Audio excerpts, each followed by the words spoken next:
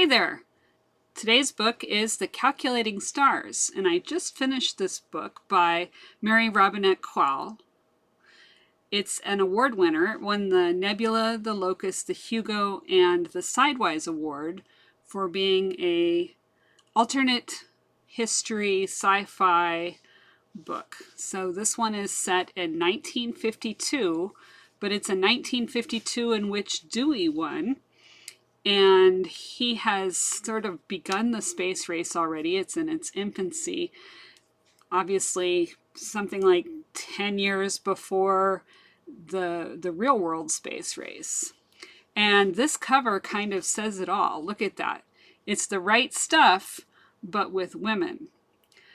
Now, it is the 1950s, and the women in our book are up against all the same things that you would expect a 1950s woman to be up against. So let me give you a little background of the story. Just as Dewey has kind of started the space race, a meteorite hits the Earth, causing an extinction level event. Of course, this is going to be years in the making, and there's going to be a long winter and then a heating up of the Earth with the greenhouse effect.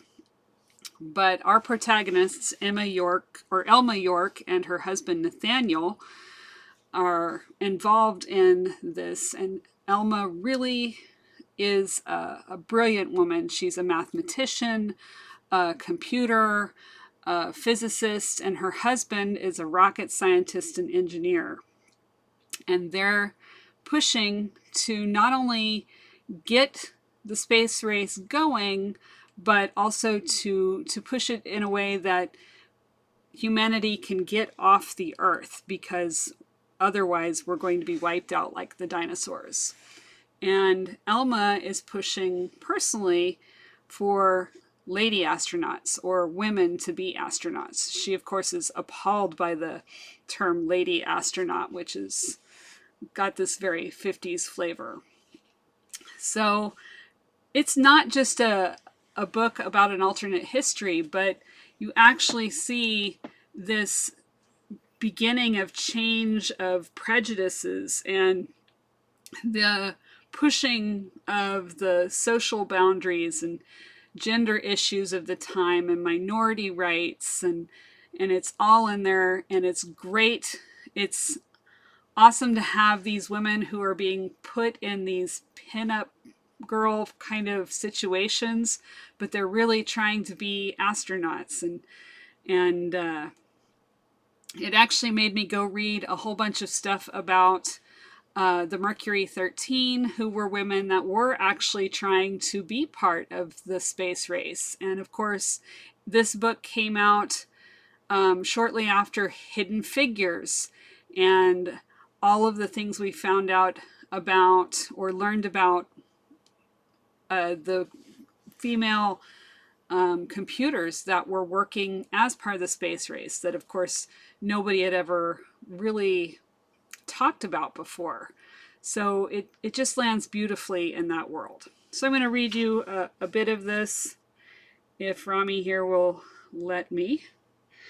Here we go. There was a lot to be said for being alive and upright.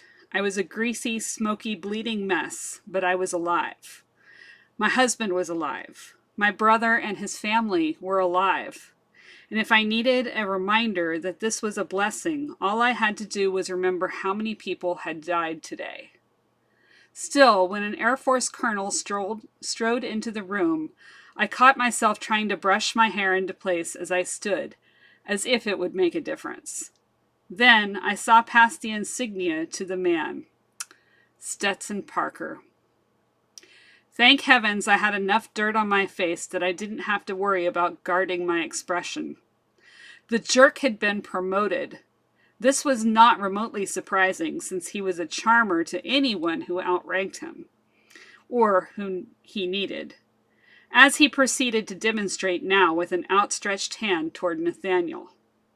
Dr. York, I can't tell you what a relief it is to know you're safe.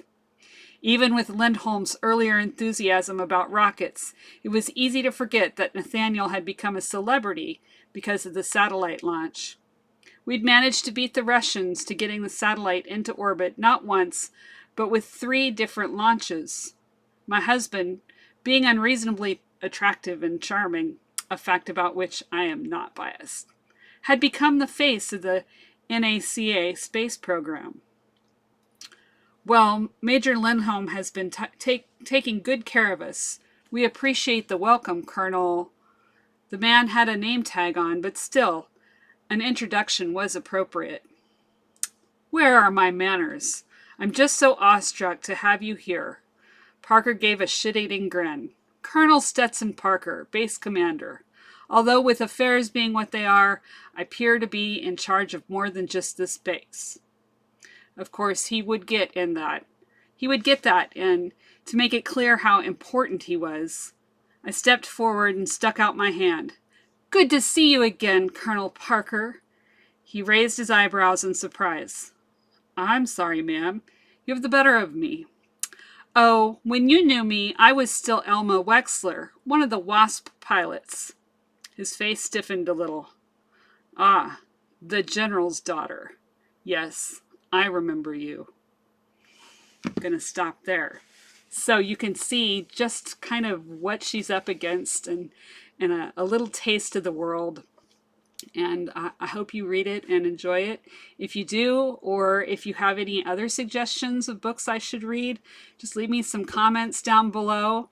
And in the meantime, subscribe, like, and share my videos so that we can talk about books some more.